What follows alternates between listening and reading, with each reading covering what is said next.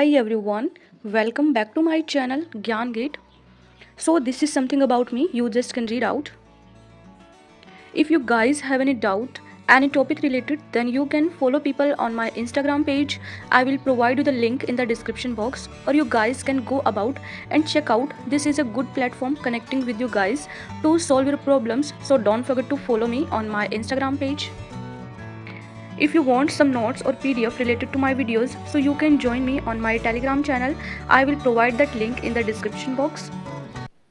Today I want to share something with you guys. If you are also an IGNOU student and if you don't have much time to study during the exam time, then you can go towards Neeraj Books. For the past 40 years, Neeraj Publication has been tending to the field of education by developing reference book, sample paper, question bank and so more. Neeraj books provide to be beneficial as the question provided were extremely helpful for your exam because the language written in those books is also very simple and important questions are also there. And if you want to purchase these books, then you can use my coupon code GYANGATE so that you will get extra 5% discount, and this coupon code is available only on the official website of Neeraj Publication. So what are you waiting for? Go as soon as possible and purchase those books so that you can get good marks in your exam. I have written the code of all the handwritten notes here. If you want it, then you guys tell me on Telegram and Instagram. I will provide that link in the description box. You have just to pay a small amount. After that you will get these handwritten notes, and these handwritten notes are very important for the point of your exam. And in handwritten notes में वही question लिखे हुए हैं जो आपके exam के point of view से बहुत इंपॉर्टेंट है, एंड जो हैंड रिटन नोट्स है बहुत ही ईजी एंड सिंपल लैंग्वेज में भी लिखा हुआ है. So purchase these hand written notes so that you can get good marks in your exams. So आज की वीडियो में हम डिस्कस करेंगे बिजनेस फोरकास्टिंग. और जैसे कि आप लोग साइड में देख रहे हो कि एक क्वेश्चन है जो कि एग्जाम में आया है, what is forecasting, so importance in business, identify applications और forecasting for medium term decision. तो ये जो चैप्टर है इससे भी आपका थ्योरेटिकली एक क्वेश्चन एग्जाम में आ जाता है, जो कि शॉर्ट नोट्स भी हो सकता है आपका और लॉन्ग में भी हो सकता है. तो इसीलिए इस चैप्टर को भी डिस्कस करना ज़रूरी हो जाता है. तो आज की वीडियो में हम डिस्कस करेंगे बिजनेस फोरकास्टिंग. जैसे कि आपको नेम से ही पता चल रहा है, बिजनेस जो नॉर्मली सब लोग करते हैं, फोरकास्ट मतलब अनुमान लगाना, प्रेडिक्शन लगाना कि फ्यूचर में क्या क्या हो सकता है, उसी को ध्यान में रख के जब हम प्रेजेंट में काम करते हैं, ठीक है, उसी को हम बोलते हैं बिजनेस फोरकास्टिंग. तो चलिए अभी हम स्टार्ट करते हैं. तो देखिए बिजनेस फोरकास्टिंग क्या होता है. Forecasting is valuable to business so that they can make inform business decision. मतलब जब हम बिजनेस के बारे में फोरकास्ट करते हैं, अनुमान लगाते हैं, तभी हमें पता चलता है कि हमारे बिजनेस के लिए बेस्ट डिसीजन क्या होगा. तभी हम फ्यूचर को देख के अपने बिजनेस के लिए बहुत सारे डिसीजंस लेते हैं. तो उसी को हम बोलते हैं business forecasting. Forecasting approach include qualitative model and quantitative model. इसमें क्वालिटेटिव और क्वांटिटेटिव दोनों ही चीज़ें इंक्लूड होती हैं. Forecasting is a technique that use historical data as input to make informed estimate that are predict in determining the direction of future trends. मतलब जब भी हम फोरकास्टिंग करते हैं, फोरकास्टिंग एक टेक्निक है. कैसे हम इसको करते हैं, जब हमारे पास हिस्टोरिकल डेटा होता है, क्योंकि हमारे पास जो आज की चीज़ें हैं, जो हिस्टोरिकल डेटा हमारे पास है, उसी को हम इनपुट मानते हैं और उसी के बेस पे हम अनुमान लगाते हैं कि फ्यूचर में क्या हो सकता है.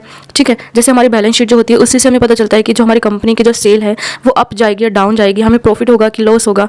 ठीक है, तो यही है, हिस्टोरिकल डेटा को एज अ इनपुट मान के हम एस्टिमेट करते हैं, प्रेडिक्शन लगाते हैं कि हमारा फ्यूचर में क्या हो सकता है, हमारा जो फ्यूचर है बिजनेस का वो किस डायरेक्शन में जाएगा. इसी को हम बोलते हैं बिजनेस फोरकास्टिंग. तो चलिए इसको हम पढ़ते हैं थोड़ा सा. Data on demand of a market may be needed for a number of purposes to assist an organization. It is long term, medium term and short term decisions. जो business forecasting होती है ना, ये 3 टाइप्स की होती है. एक होती है long term, then उसके बाद medium term, then short term decision. Forecasting is essential for a number of planning decisions. जो forecasting होती है बहुत इंपॉर्टेंट होती है आपके प्लानिंग के डिसीजन में, and often provide a valuable input on which figure operation of the business. Forecast करेंगे हम, उससे हमें पता चलेगा कि हमारी क्या कंडीशन है, हम कौन से डिसीजंस लेंगे कि हमें फ्यूचर में क्या करना है क्या नहीं करना है. ठीक है, तो उसी को हम बोलते हैं बिजनेस फोरकास्टिंग. देन इसके कुछ मेथड्स होते हैं. जैसे फर्स्ट हो गया list square method. List square method को हम रिग्रेशन इक्वेशन बोलते हैं. देन उसके बाद सेकंड होता है मूविंग एवरेज मेथड. देन उसके बाद कोरिलेशन रिग्रेशन मेथड. देन उसके बाद लास्ट होता है ग्राफिकल रिप्रेजेंटेशन. ये इसके मेथड्स होते हैं जो हम अभी आगे आने वाले वीडियोस में पढ़ेंगे. तो अभी आने Some of areas where forecast of future product demand would be useful or indicated below. So first point हम पढ़ते हैं specification of product target as a function of time. Then उसके बाद second है planning equipment and manpower uses as well as additional procurements. जब हम planning बनाते हैं उससे हमें पता चलता है हमें कितने manpower की requirement है, additional procurements हमें क्या क्या चाहिए होंगे. Then उसके बाद budget allocation depends on the level of production and sales. फिर जब हम future forecast करते हैं उससे हमें budget जब हम अपना allocate करते हैं, budget set करते हैं अपने production और sale के लिए. Then उसके बाद determination of the best inventory policy. हम determine करते हैं best inventory policy को. Then उसके बाद decision and expansion and major changes in production process and methods. Then उसके बाद future trends of product development, diversification, scalping. हम future trends का पता करते हैं प्रोडक्ट के बारे में, डेवलपमेंट के बारे में, डाइवर्सिफिकेशन के बारे में. तो ये तो थी कुछ पॉइंट्स. बाद नेक्स्ट पॉइंट है 7th decision of suitable price policy. जब हम फोरकास्ट करते हैं उसी के बाद हमें पता चलता है और हम जो अच्छी प्राइस पॉलिसी है उसको डिसाइड कर पाएंगे, उसको डिज़ाइन कर पाएंगे. देन लास्ट है planning the method of distribution and sale promotion. Then उसके बाद द अनसर्टेन फ्यूचर. देखो इसमें जो होता है फ्यूचर होता है अनसर्टेन होता है, उसके बारे में हमें नहीं पता रहता है कि फ्यूचर में क्या होगा क्या नहीं होगा, और बहुत बार जो हमने प्लानिंग की है वो भी फेल हो जाती है. तो चलिए एक बार हम इसको पढ़ते हैं. The future is inherently uncertain and since time immemorial man has made attempt to unreveal the mystery of the future in the past, make prediction about the things to be major events on the rise fall of the king. मतलब उसमें वही बोला है कि जो future होता है uncertain होता है, कुछ भी हमें फ्यूचर के बारे में पता नहीं रहता है. देन उसके बाद नेक्स्ट हम पढ़ते हैं it is proper at the stage of emphasize the distance between prediction and forecasting. Forecasting generally refers to the scientific methodology that often use past data along the some well-defined assumption or models to come up the forecast of the future demands. देखो इसमें difference बताया prediction और forecasting के बारे में कि जो forecasting होती है ये एक साइंटिफिक मेथोडोलॉजी है, ठीक है, जिससे कि हम जो पास्ट का डेटा होता है उसको हम आइडेंटिफाई करके उसके बाद हम जो फ्यूचर होता है उसके बारे में फोरकास्ट करते हैं. इन the sense forecasting is objective. जो फोरकास्टिंग होती है ऑब्जेक्टिव होती है, ठीक है. देन उसके बाद इसमें जो डेल्पी टेक्निक्स होती है वो बहुत पॉपुलर है, जिसको हम अभी नेक्स्ट आगे पढ़ेंगे. ज़रूरी नहीं है कि जो हमने फ्यूचर में जो हमने सोचा है वो ट्रू होगा. बहुत बार मैंने स्टार्टिंग में आपको बताया कि बहुत बार ऐसा हो जाता है जो हमने अनुमान लगाए हैं, जो प्रेडिक्शन लगाई है वो भी फेल हो जाती है. तो जो फ्यूचर है वो अनसर्टेन है, फ्यूचर के बारे में हमें कुछ भी पता नहीं रहता है. इस चैप्टर में मैंने जितनी भी लाइंस अंडरलाइंस किए ना आप लोग बस उतना ही पढ़ लेना, और जो साइड में थोड़ा बहुत नोट्स लिखा है उतना भी पढ़ लोगे तभी भी आपका लॉन्ग क्वेश्चन का आंसर हो जाएगा, क्योंकि इस चैप्टर में ज़्यादा कुछ पढ़ने को नहीं है, बट फिर भी एग्जाम में इसके ऊपर क्वेश्चन आया तो चैप्टर तो करना था ही. देन उसके बाद देखिए सम ऑफ टेक्निक्स जो होती है बिजनेस फोरकास्टिंग की. फर्स्ट होती है सर्वे मेथड, देन उसके बाद होती है index method, index number. Third होती है टाइम सीरीज एनालिसिस, उसके बाद होती है रिग्रेशन एनालिसिस. देन उसके बाद फिफ्थ होती है इकोनॉमिक मॉडल. देन सिक्स्थ है इनपुट आउटपुट एनालिसिस. देन उसके बाद होती है डेल्पी मेथड. जो डेल्पी मेथड होती है बहुत इंपॉर्टेंट है. इसके बाद इसके ऊपर शॉर्ट नोट्स भी आ जाता है और लॉन्ग में भी आ सकता है. देन उसके बाद देखते हैं forecasting of planning decision. The primary purpose of forecasting is to provide valuable information for the planning the decision and the operation of the enterprise. मतलब जो हमारा फर्स्ट प्राइमरी पर्पस होता है फोरकास्ट करने का वो होता है कि जब भी हम किसी को भी इन्फॉर्मेशन प्रोवाइड कराते हैं तो हमें वैल्यूबल होनी चाहिए वो, ताकि हम अच्छा सा डिसीजन ले पाए. Then planning decision many classify the long term, medium and short term. जैसे मैंने आपको बताया था कि इसके 3 टाइप्स होते हैं. फर्स्ट होता है लॉन्ग टर्म, सेकंड होता है मीडियम टर्म, देन थर्ड होता है short terms. Long term decision क्या होता है? Long term decision include decision like plant expansion और अ न्यू प्रोडक्शन इंट्रोडक्शन. जैसे कि लॉन्ग टर्म डिसीजंस में क्या होते हैं, जैसे कोई प्लांट एक्सपेंशन हमने किया है, कोई न्यू प्रोडक्ट इंट्रोड्यूस हमने किया है विच में require new technology as a complete transformation in social और moral fabrics of the society. तो ये तो होता है आपका long term decision. Such decisions are generally characters by the lack of quantitative information and absence of historical data which is based the forecast of the future events. इसमें जो data use किया जाता है वो होता है क्वांटिटेटिव, और historical data का इसमें कम यूज़ किया जाता है.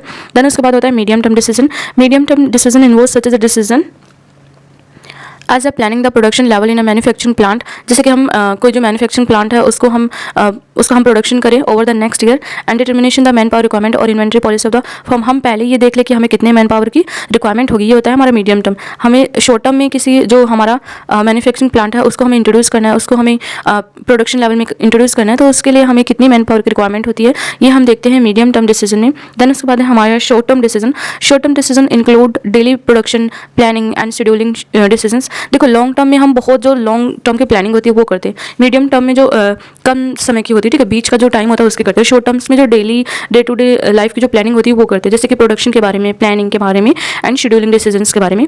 देन उसके बाद नेक्स्ट है This method can broadly be classified as a follow. First होता है subjective of method. Then उसके बाद है methods on averaging of the past data including simples, weighted and moving average. Then उसके बाद है regression model on historical data. Then है casual and economic models. Then उसके बाद last है time series analysis and इसका Delphi model. So Delphi model क्या होता है? This is a subjective method lying on the opinion of the expert design a minimum bias and error of judgement. Delphi model में क्या होता है कि जब भी हमें कोई एक्सपर्ट या नॉलेज की जरूरत होती है, मतलब हमें कोई ओपिनियन चाहिए, हमें कोई नॉलेज चाहिए, तो उसके लिए हम एक्सपर्ट्स को हायर करते हैं। अगर हम एक्सपर्ट्स को हायर करते हैं जिनको उस फील्ड में प्रॉपर नॉलेज हो, स्पेसिफिक क्वेश्चन, इसमें ज़्यादातर क्वेश्चन वही होते हैं, बस येस और नो और मल्टीपल टाइप क्वेश्चन होते हैं। And this method is very effective. It will properly conducted as a provide a systematic framework for collecting expert opinion by virtue of the anonymous. देखिए next हम देखते हैं ये forecast for medium and short term decisions. इसमें क्या होता है? Forecast for the medium and short term decisions 1 to 6 months का होता है। इसमें commonly employed for the production planning, scheduling and financial planning decisions in organisation. This method are generally better structured and compare to the model of the long term forecasting treated in section. चलो ये हमें एक question दिया है, उसके द्वारा हम समझेंगे तो आप लोगों को और अच्छे से समझ में आएगा। कुछ पॉइंट्स है जो हमने पीछे पढ़े थे, वही सेम पॉइंट्स है। Subjective in 20 methods based on averaging of a past data, regression model on historical data, casual और इकोनॉमिक मॉडल्स। देन उसके बाद time series analysis, methods based on averaging of past data, moving aberration दिया है वो हम देखेंगे।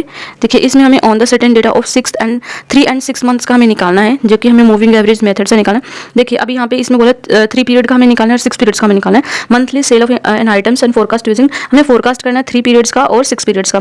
तो देखिए पहले हमें यहाँ पे पूरे मंथ्स दिए हैं, देन उसके बाद हमें डिमांड्स दिए हैं, देन उसके बाद हमें निकालना है 3 मंथ्स का मूविंग एवरेज निकालना है। तो कैसे करेंगे हम? का एक फॉर्मूला होता है जो कि होता है न्यू मूविंग एवरेज में हम क्या करते हैं, पहले old moving average plus add period demand and then उसके बाद माइनस करते हैं हम ड्रॉप पीरियड डिमांड को एंड डिवाइड करते हैं हम number of periods in moving average. देखिए अगर हमें बोला 3 पीरियड्स का हमें निकालना है तो हम क्या करेंगे? सबसे पहले हमें फर्स्ट 3 पीरियड्स का बोला तो पहले 2 साल में तो हम मूविंग एवरेज नहीं निकाल पाएंगे। उसके बाद जैन का फेब का नहीं निकालेंगे क्योंकि यहाँ पे 3 मंथ्स कंप्लीट नहीं होते। 3 मंथ्स कंप्लीट होते हैं मार्च में, तो अभी हम पहले मार्च का निकालते हैं। तो देखिए सबसे पहले हम जो तीनों ईयर्स हैं जैन, फेब एंड मार्च, उनको प्लस करेंगे और डिवाइड करेंगे हम कितने यहाँ पे मंथ्स कंप्लीट होते हैं, कितने हुए 3। तो 199 प्लस 202 प्लस 199 और डिवाइड करेंगे हम 3 से तो आ जाएगा 200। तो ठीक है, तो 3 पीरियड्स का आ जाएगा 200। देन उसके बाद ऐसे ही आपको सारे का निकालना है। अब हम निकालेंगे जैसे कि अभी हमें निकालना है अप्रैल का, तो अप्रैल का हम कैसे निकालेंगे? तो फेब से काउंट करेंगे हम 202 प्लस 199 प्लस 208 और डिवाइड करेंगे हम 3 से, तो हमारा आंसर आ जाएगा 203। ठीक है, अगर वैसे ही हमें निकालना है यहाँ पे मई का, तो मई का हम शुरू करेंगे मार्च से 199 प्लस 208 प्लस 212 और डिवाइड करेंगे हम 3 से, तो हमारे पास आंसर आएगा 206। ठीक है, देन उसके बाद ऐसे ही अगर हम 6 पीरियड्स का निकालेंगे तो 6 पीरियड्स हमारे कहाँ पे होंगे? मई में जाके। तो ऐसे हम पूरा टोटल करेंगे जैसे कि 199 plus 202 plus 199 plus 208 plus 201 plus 194 और डिवाइड करेंगे हम कितने पीरियड्स का हमें निकालना है? 6 का, तो आंसर आएगा फिर हमारा लास्ट में 202.33। ठीक है, तो ये हमारा हो जाएगा 6 पीरियड्स का मूविंग एवरेज। आपका बिजनेस फोरकास्टिंग आज की वीडियो में मैंने जो डिस्कस किया है, और इसके ऊपर ज़्यादा क्वेश्चन नहीं आते, बस आपको एक बार जितना मैंने पढ़ा है उतना आप पढ़ लोगे तो एग्जाम में कोई क्वेश्चन आएगा तो आपका छूटेगा नहीं। सो नेक्स्ट वीडियो में हम डिस्कस करेंगे regression, correlation and time series analysis. बस हमारे 3 टॉपिक बाकी हैं, उसके बाद ये जो बुक है हमारी कंप्लीट हो जाएगी। सो मिलते हैं मेरी नेक्स्ट वीडियो में। Lastly, if you like my videos, don't forget to share and subscribe to my channel and hit the bell icon for upcoming videos। और जैसा कि मैं अपनी हर वीडियो में बोलती हूँ कि जो ज्ञान होता है वो बांटने से बढ़ता है। अगर आप लोग बांटोगे ना तो आपका भी ज्ञान बढ़ेगा ही। सो लाइक करना, शेयर करना एंड कुछ भी डाउट हो तो कमेंट सेक्शन में लिखना बिल्कुल मत भूलना। Until next time, stay curious and keep learning. Thanks for watching.